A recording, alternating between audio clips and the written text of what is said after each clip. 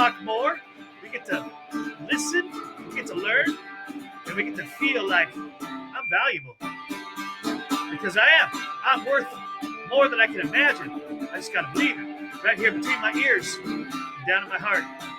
So welcome to the happy half hour. Yeah, yeah, yeah, yeah. Oh, it says I got to mute my TikTok, but I thought it was muted.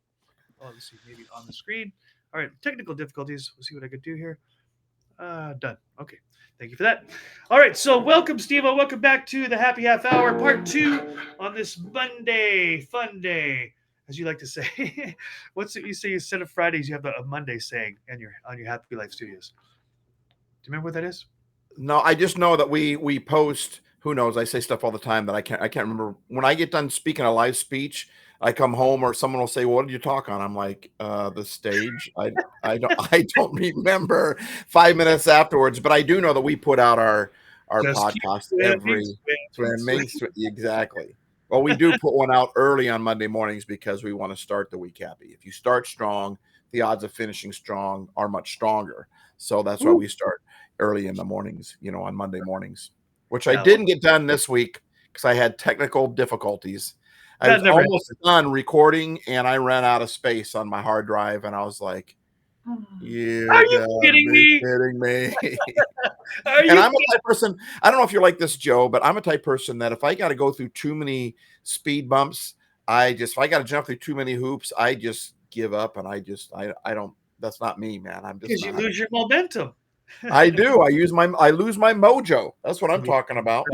Yeah. So we're here to rise your mojo. Is that how that goes? Mojo rising.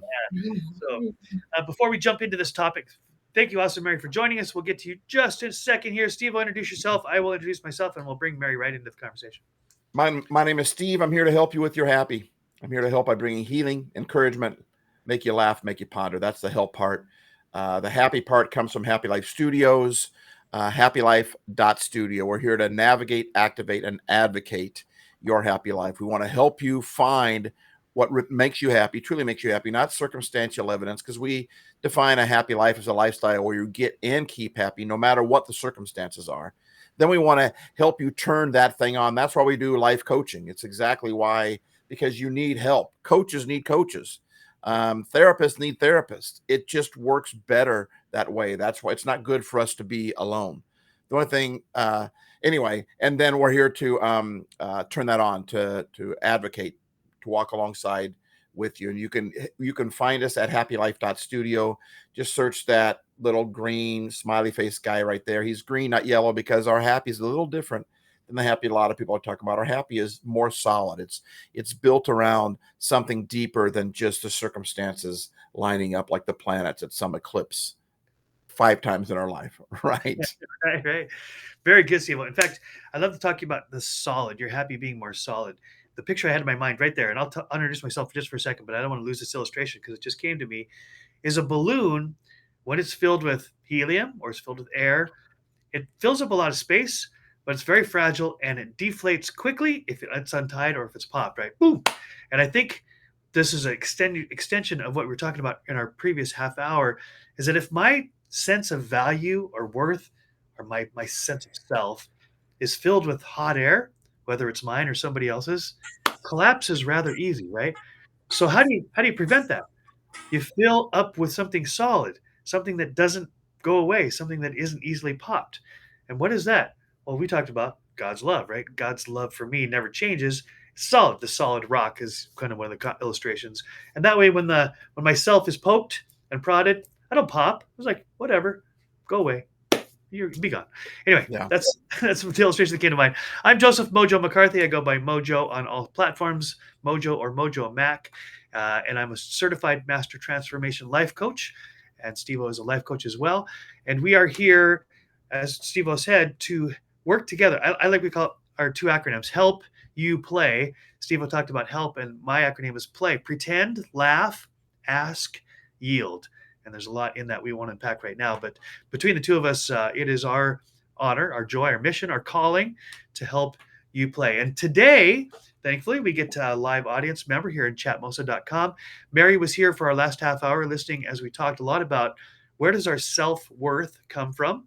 And how do we keep from chasing after the storm of somebody else's opinion, which then can cause lots of trouble? So, Mary, thanks for joining us for the last half hour, and thanks for being part of our audience, live audience right now. Introduce yourself, would you?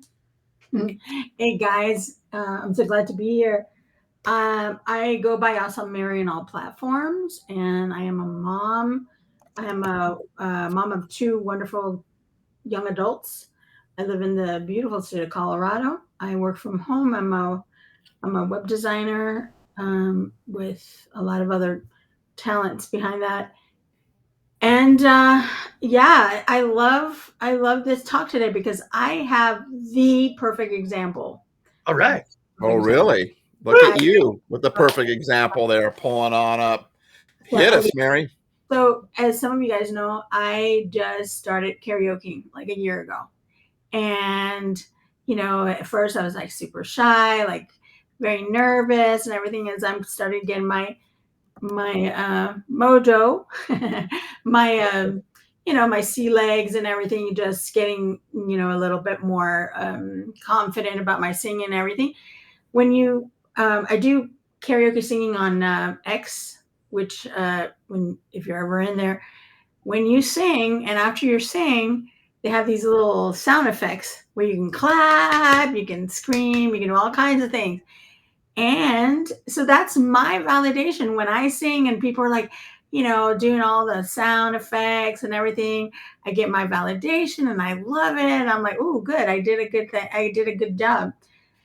But once in a while, I get nothing. I'll be singing, I think I'm singing my best Uh-oh. possible way. And I'm done and I'm waiting. I'm like, Right. I'm waiting for the claps and the cheers and Cricket. nothing. Not even like, good job. Right. And I'm like, what's going on? That I, not, I myself, I'm thinking, oh my gosh, was I bad? Was I that bad? So Yes. that's such a perfect example for what you guys were talking about because I still do. And it gets to the point where if I get too many where people are not, like hitting the little sound effects, I'm like, I get in a bad mood. And I'm like, Yeah. people not, why are people not validating me? And Yep. when you rely on that to be Yeah. your thing, then pretty soon you stop doing karaoke, you stop performing at your best level, you stop being your best self because our happy self is our what, Joe? That's our best self. It's our But the best thing self. is, And when we yeah, listen to other people, and for those that I want to tag on what Mary said there, for those that golf at all, you'll know what I'm talking about here. Joe golfs a lot in the mornings, right? But Joe, there's so many times where when we look at the score, there's times when I'm golfing really well, but I'm scoring really bad. That might not make sense, but like you miss one putt and you could drive the ball 270 yards, right? That's the same as a 6 foot putt. And you miss that 6 foot putt. I mean, all the strokes are added there. And other times I get lucky. The ball should go in the woods and it drops out, but I feel better because all of a sudden, I got a good score. And I remember I was telling my chiropractor this today, but I remember at one point going, and this fits right in with life. Okay. It fits in what we're talking about here. Remember at one point, I was going to quit golf. The only time I enjoyed golf was when I thought about it, when I would talk about it, when I would call the course to set up a tee time. But the moment I swung my first shot on the golf course and it didn't go right, I was in a funky mood and I was ready to throw my clubs out every single time. And you know what fixed it for me? Joe, I bet you can guess I what know. fixed it for me. Yeah. What did I do? Stop keeping score, baby. I stopped trying to measure. And no, don't get me wrong. If you're a pro, if you're Right. really good, that's one thing. But and I was talking to someone today my chiropractor, who is, he just hasn't been scoring well lately. Well, you can sometimes the scoring, you're still hitting the ball well in life, but you're not getting the kudos from the people. And that's why we talked about when I'm trying to get my external motivation or my external validation Yes. from somebody else. It's external. It's not in here, and it's not even from God or a higher power than myself. When I'm trying to get it, and I don't, just like Mary said, I just want to quit Yeah. singing. And you were made to sing. We were made to dance. We were made to love. But when you feel like your love isn't going anywhere, you just stop loving. When we're looking at external circumstances to prove whether we're valid or not. But somebody else's opinion of you is not a valid proof of how valuable you really are. That's right. 100%. Okay, Mary's going to step out for a second. I just wanted to riff too on what Mary was saying too. When she told that story to me before, I thought that was very interesting, right? Because on the times if I were in the room, I love all the bells and whistles. I love all the sound effects. So when somebody finishes their song, I'm like pushing all the buttons. I just wanted to all to feel good about themselves. So, but my point was, it wasn't about the singing. It was about the person on the other end. Were they listening? Did they know how to push the buttons? Do they think that's important? Right. But when I pushed, we can so easily give away our well-being, our sense of not just our sense of value, but our peace of mind to someone else who's doing the scoring. Now Steve talked about golf. These are two different things. I really love both of these because when I'm leaving it to somebody else's opinion, I'm waiting for their score to tell me what I'm worth. Wow. Right? Wow. But they don't really know what I'm worth. And they might not be paying attention. And when I'm keeping too close of a score of myself, I'm letting the score tell me what I'm worth. When Steve said the score doesn't even represent my strokes, because I know what Steve talks about. You hit a rock and you hit the path and it lands on the green, and you didn't deserve any of that. You're like, oh, look what a great score! What a great golfer I am. No, it's not representative. It does the score. Here's what I'm going to say: the score doesn't tell the story. The score. This is a metaphor, people. The score doesn't tell the story. It doesn't matter who's keeping score, the person on the outside or the person on the inside. That is not the story. The story is you are a masterpiece.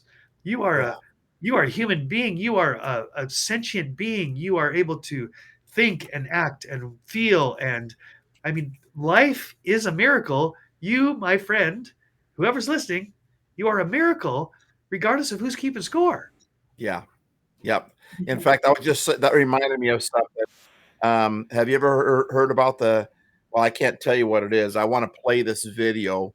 Really, it lines up with what are we measuring our life up against. So let me get here, that screen. Let me go to window.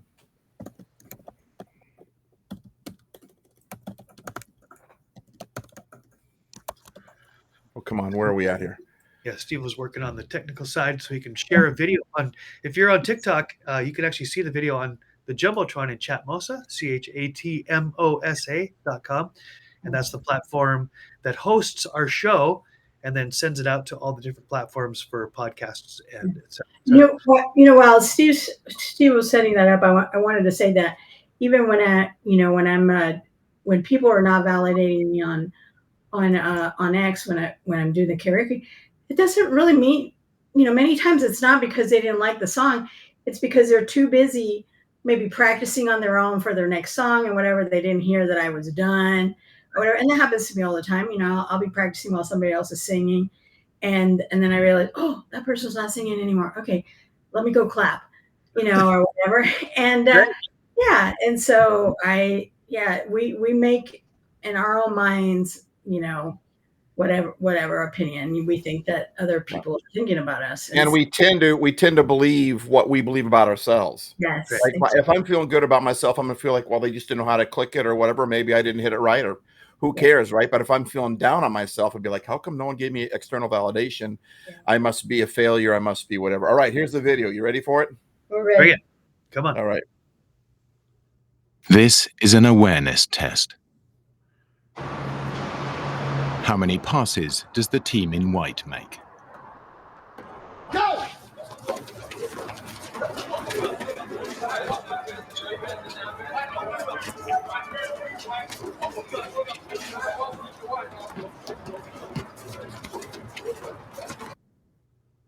The answer is 13. But did you see the moonwalking bear?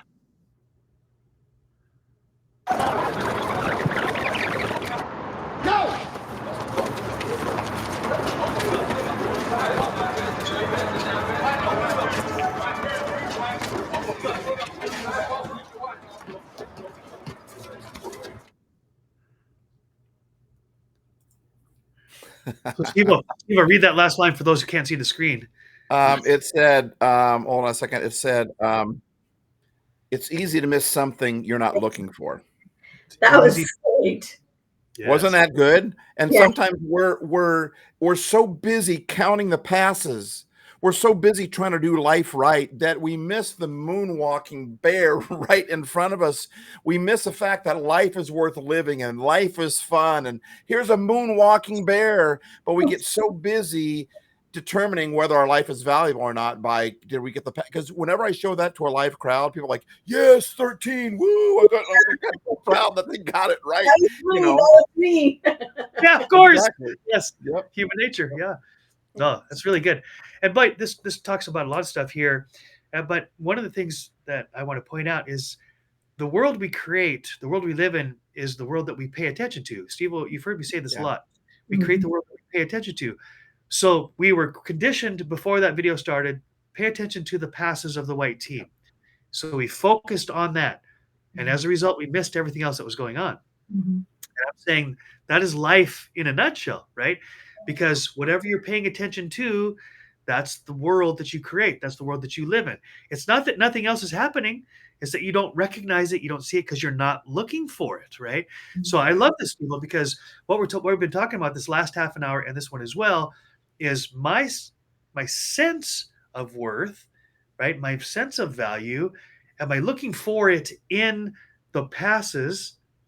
Or am I looking for in who I am, right? Am I looking outside to determine who I am when I'm not even out there? I'm in here. It's like looking somewhere else to see what's going on in here. It doesn't make any sense when you think about it. So where do I put my focus? Do I put my focus on everybody else's external validation of me, or do I put my focus on, oh, this is me? And I love what Jay Shetty says. He says, like we were talking about the karaoke thing. Jay Shetty says, we often think that we're very concerned about what else. We're afraid of what other people think of us. If they say something or they don't, we're afraid of what other people think of us. He says, but we don't know what other people think of us. We're afraid of what we think other people are going to think of us, right? So the fear is really all inside of our head. We're not afraid of what somebody else thinks of us. That's what it feels like. The truth is we're afraid of what we think other people are going to think of us. And honestly, the majority of the time, they aren't thinking about us. You're not thinking about us at all. In the same way that you're usually thinking about you, I'm thinking about me. We think about our world. And, has that ever happened to anybody else where someone gets mad at you? And when you finally ask them why you're mad, they said something, you're like, you don't even know that you did that. You don't even remember that situation. Right. I mean, we got remember so the much time going when on. you did this thing, right? Like, what? Where was I? I don't remember. Yeah, none of that. Yeah. What about worrying about what you think's going to happen tomorrow, and you miss everything that's happening today?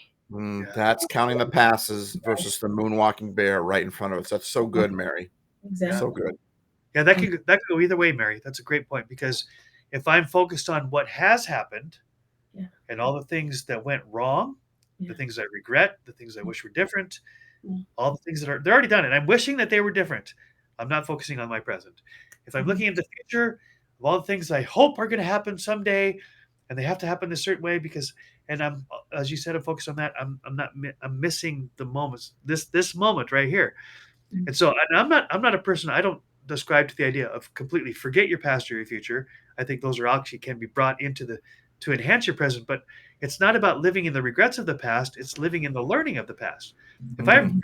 If I completely forget my past, I won't know how to walk. I won't know how to speak. I won't know how to take care of myself. I won't know how to get dressed. I'm going to make the same mistakes over and over again. Exactly.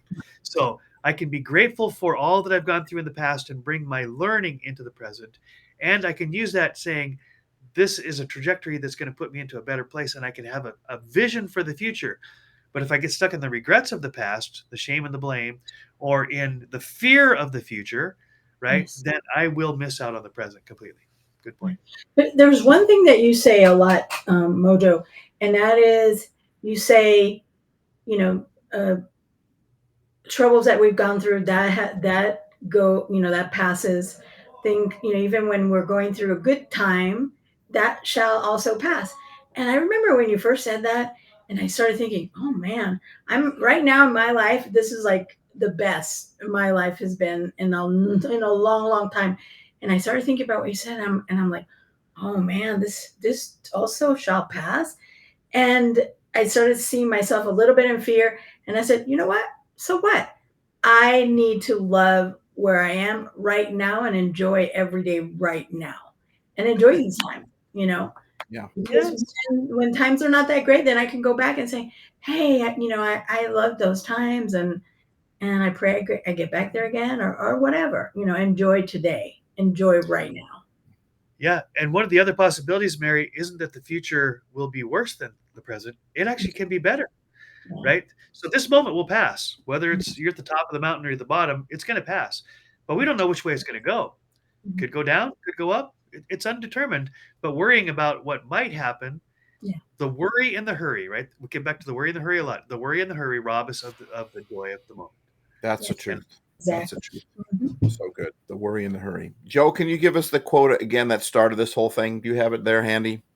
let's see It's if a I, download that you got today when you were hanging out at that arboretum, yeah, um, about yes, ourself, just to focus us on where we're at.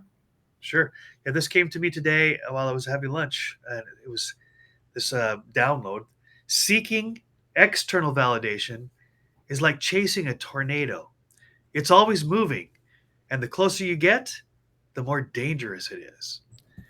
And here's what I want to say. Us to talk about for a minute here is before we actually went live, we said, well, external validation isn't all bad, right? Sometimes you get someone can see something in you that I can't see for myself. So when I am not feeling too good about myself, I can have Steve or Mary, and they're both very good at this, say, hey, look what you did, look who you are, and just name things about me to remind me I'm not a loser, right? That is good. There's nothing wrong with that, and I don't want you to miss that. But this tornado idea, and I really love it because I hadn't even fully thought it through when it came to me, is that if I become dependent on that, I get so close to the external validation that I lose any sense of my own self worth. Apart from that, well, now I'm at the mercy of the storm, right? And I've mentioned this to Steve-O that, with the tornado and all that stuff that's going on, all the external stuff swirling around, good, bad, and otherwise, I don't, it's all motion, it's chaos, it's commotion, right? And it's not stillness. And it's really in the stillness, as we've been taught. By the way, most, if not all spiritual texts will come down to this. The place you find your real value, your real worth, and your real sense of self isn't in the motion, it's in the stillness. It's in the quiet. So but that's the cool thing about a storm. If you get close enough to the center, it can swirl all around you and you can still find peace in the midst of the storm. What Yes. do they call it? The eye of the storm, right? Fine. Yes. All right, who's got a thought? Jump in there. And I've been in an eye of a hurricane, and it's pretty quiet, and then all of a sudden you get to the other side and it gets really Yeah. crazy. This too Yes. shall pass, right? It's just I think that I'm a words of encouragement kind of guy. I love words of encouragement. We talk about pouring digital courage when we come here because we want to speak life into you, listener and watcher, viewer. We want to do that because it's important, right? I think here, though, that the line is, in case anyone gets confused of this, the line is when I rely upon that to get my value. It's a bonus. It's nice. It helps me believe in who I am when I get those words. And I think it's something that we should all get better at. I shouldn't say all. We should all. Maybe I should get better at. But I like the idea of point. I just don't see a lot of people. I don't know what you guys have found. I just feel like it's a weakness that we have in society today. We think about ourselves, maybe it's so hard for us to just keep our head above water that we're not thinking about other people. But words of encouragement aren't something that a lot of people do. At least I haven't sensed. And the reason I sense that is because that's kind of my love language. So when it's not there, I really notice it. And it's not everybody's love language. However, everybody does need to hear. And that's why we have Happy Half Hour. We're here to tell you your value and to pour some courage into you. So getting external validation is good. It's healthy.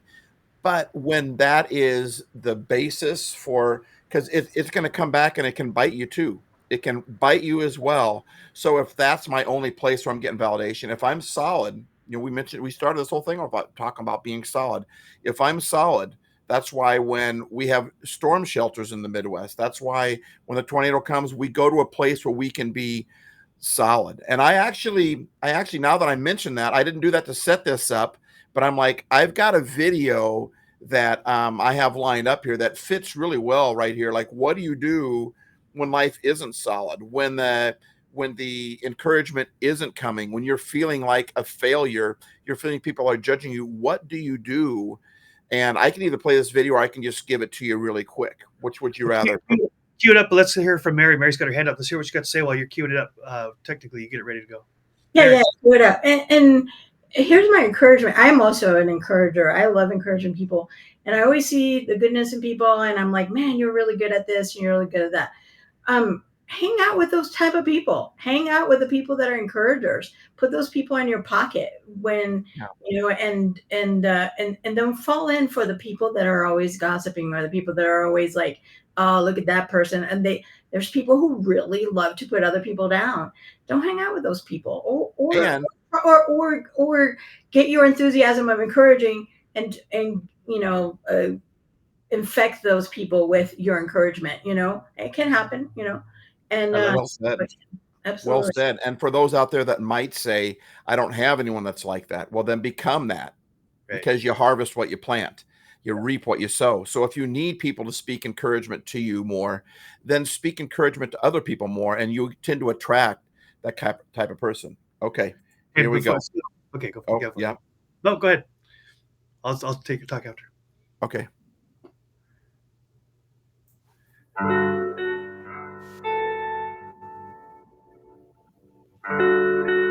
Have you ever felt like you were minuscule, that your life didn't matter, that nobody really cares? You ever felt like you just weren't valuable? Who hasn't? Have you ever been around people who tried to make you feel that way? You're in the party, you're in the room, and everything is fine. All of a sudden someone says something or looks at you in a certain way, and immediately your mood just drops and you feel devalued. What if there was a place that you could go at that moment and escape it all? What if there was an elevator that you could walk in and push all the buttons so you'd be there for quite a while? Those big metal doors close behind you, and you know what? You can no longer hear the voices of those trying to devalue you. You no longer see the faces of those who you feel little when you're around them. It's just you and that elevator. They have a thing called elevator music. I think they probably made it so people wouldn't get nervous getting on the elevator. You'll notice the music doesn't have a whole lot of life or anything to it because it was meant to calm you, to soothe you. What if God became your elevator music? What if you walked into that elevator, the thick doors shut behind you, now it's just you and Jesus in that elevator, and then you ask him what he thinks about you? Because only Jesus is complete truth. He said, John, I am the way, the truth, and the life. Only his thoughts are completely true. So what if all those buttons were pushed and you're going to be there for a while, and you begin to hang out with Jesus and ask him what he thinks about you? You can no longer see any other faces. You can no longer hear any other voices. There's only one voice that you can hear. And you can do this in a crowded room. Just make your own elevator. I guarantee you, if you spend some quality time with Jesus in that elevator and let him sing to you, let him calm your spirit, let him tell you how valuable you are. I got news for you. When those elevator doors open and you walk out on a completely different level. Your value system just went from this floor to this floor because you talk to Jesus and let him calm your spirit. And the cool part about that is when you get on an elevator and you go up 13 floors, what does the work? Do you? Oh, the elevator does all the work. That's the beauty of this. When someone is trying to devalue me, and sometimes they're not even trying, I just get around certain people and I feel like less of a person. I'm telling you, I've got it in that room. I've got to build my own elevator. I've got to walk in that elevator, let the doors shut, to shut out all the voices of those people, and ask God what he thinks. When those elevator doors open and I walk out, I'm on a completely different level at that point. Same room, same people, but I'm content.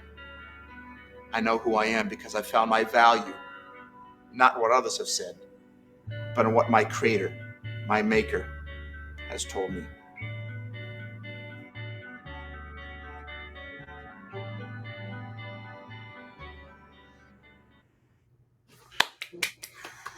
So, That was Steve, beautiful. Wow. gorgeous. Thank you. And as I was thinking about the elevator doors in the box that you just described, goes back to the tornado quote. And again, we couldn't have coordinated this any better. But you talked about in the Midwest, they have these rooms, these shelter rooms where you go in and you Yeah. close the doors behind you and the storm passes and you're safe. Wow. Thinking how similar that is. The Wow. elevator and the storm shelter, they're the same. So the That's question is, where do you go? Yes. Who do you go to? Maybe not where, but who do you go to? And the other thing I wanted to point out before we get to the end of this episode is that there's a difference between me going to someone else for my validation and me going to hear other people say to me what I know is already true. Yes. So if I'm dependent on anybody else's words to believe that I'm worth something, I'm at the mercy of the storm, at the external threat. But if I'm hearing other people say good things about me and I realize they're not I'm not dependent on their words for my value, but they're reminding me of what I know to be true because I've been made this way. It's a subtle but important difference. It's not learning something or being dependent on anything, it's being reminded of what I just forgot, right? And I would like to go back to what Mary said earlier about the karaoke thing, seeing the response. The same is true when we put out a video, right? Or even we send a text, we wait to see how people are going to respond back. And I got news for you. I mean, those entrepreneurs that have tens of thousands of hits, it doesn't satisfy. They'll tell you that doesn't satisfy. And then all of a sudden you make a video and then no one hits back. And then you're like, what in the world is going on? And you're trying to get it. It's just such an empty thing. So if we think, well, if I had 1,000 hits, at what point, right, does our video become valuable? It doesn't matter whether other people get behind us or not. That shouldn't affect. The point is, who are you? What message do you want to share? Share it. And it's awesome if you get likes back, if you get comments back. But I don't get a lot of comments and likes back.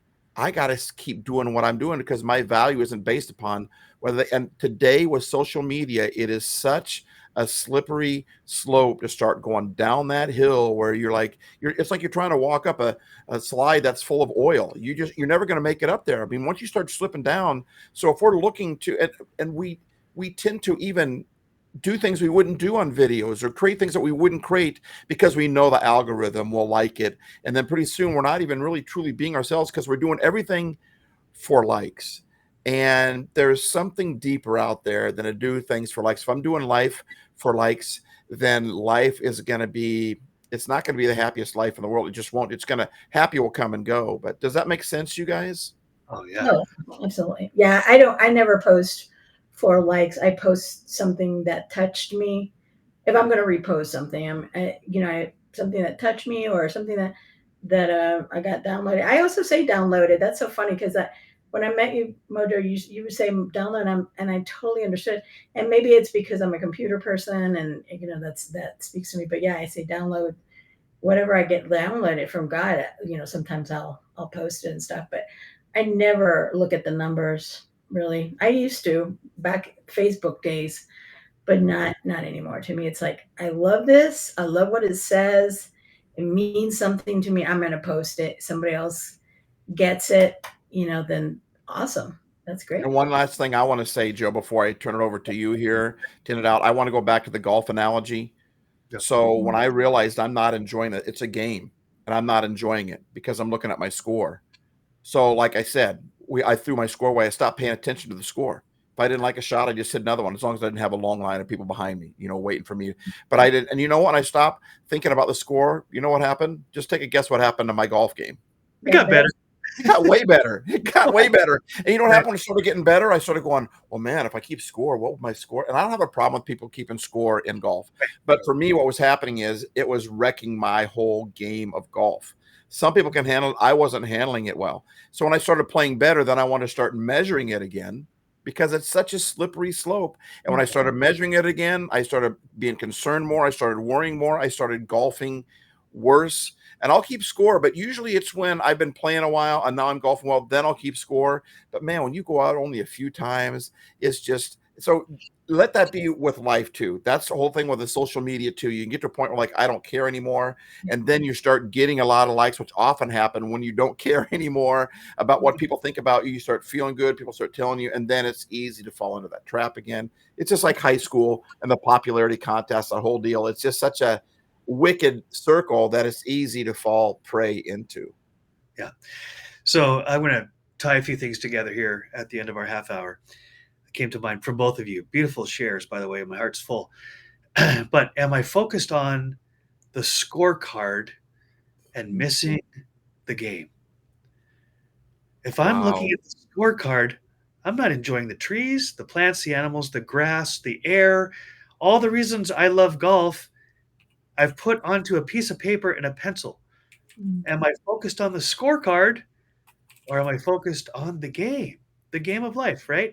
And this ties into a phrase that has been drilled deep inside of me and it surfaces all the time is that my responsibility is effort and outcomes are out of my hands. The scorecard is outcomes. If I'm worried about my scorecard, I'm not doing anything with my swing. I'm not enjoying the ball. And if I got to tell you, Steve-O, the times when I've had to climb down into the creek to find my ball is some of the most enjoyable times I've had in my golf game. Because I'm like a little kid, right? I'm hunting. I found one. Yeah. Right. Or sometimes I find 7. I lose one and I'm all mad and I find 7. I'm like, well, that was good. Right. So this this is so important for us to realize if we're focused on outcomes, then we can't focus on the effort. And the effort's the only thing we can control. We can't control the outcomes. Yeah. So it's really matter. That's this whole idea of the tornado. If I'm chasing outcomes, well, I'm not controlling the effort, which is me. And the other thing is I want to leave everybody with this question. It came up when Mary was talking and right out of what Steve said. It was am I living for likes or am I living for love? Am I living for likes or am I living for love? If I love golf, then golf. Don't worry about the scorecard. If I love posting, then post. If I love singing, sing. And if I get feedback, great. If I don't get feedback, great. I'm not responsible for the outcomes. So I don't want to live for likes, Steve-O, Mary. I want to live for love, right? Because that's also love of life. Love of life. Not just even like love of the game or whatever. Love of life, looking around, looking at the mountains around you, like looking at the beach, gosh, I love where I live, whatever. I say that all the time. I love where I live. I love it. Living for love. Oh, let's see. But yeah, absolutely. Sorry, I didn't mean to cut you off, but I didn't want to miss that before you guys. Oh, not at all. I'm glad you said that. It was perfect. Yeah. Loving life, right? So here's that phrase that comes up every once in a while for me. If the only way to have the life I love is to love the life I have. Yes. The only way to have the life I love is to love the life I have because this is the only life I've been given, right? Mm-hmm. And that changes my focus again from likes, which is outcomes, to loving the life I have. Mm-hmm. So I'm going to type that in. Steve, I think I'd use the restroom or something, perhaps. We're coming to the end of our half hour, but I just want to say thank you especially to Awesome Mary, who's been our active participant, both as a listener in our first half hour and now as a contributor to the show. I love your perspective. I love your story. I love your openness. So thank you so much for enhancing the show.